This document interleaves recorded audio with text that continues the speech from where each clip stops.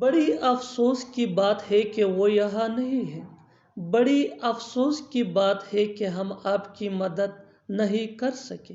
बड़ी अफसोस की बात है कि वो वहाँ नहीं पहुँच सका।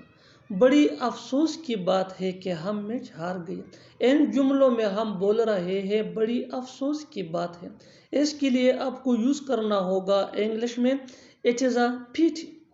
It is a pity mean बड़ी अफसोस की बात है। आइए कंप्लीट स्ट्रक्चर समझते हैं। It is a pity that plus sentence.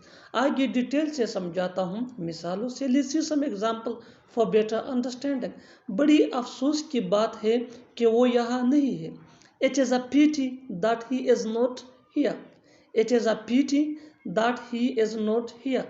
बड़ी अफसोस की बात है कि हम आपकी मदद नहीं कर सके।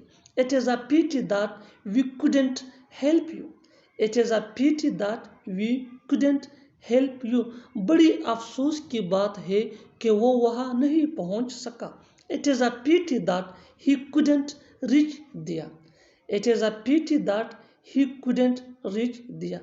बहुत अफसोस की बात है कि हम मैच हार गए। It is a pity that we lost the match. It is a pity that we lost the match. बड़ी अफसोस की बात है कि वो जिंदा नहीं है। It is a pity that he is no more. It is a pity that he is no more. बड़ी अफसोस की बात है कि उसकी तबीयत खराब है। It is a pity that he is not well. It is a pity that he is not well. और आखिर में ये सेंटेंस आपके लिए कमेंट सेक्शन में इसका जवाब ज़रूर देना। बड़ी अफसोस की बात है कि वो नहीं आए।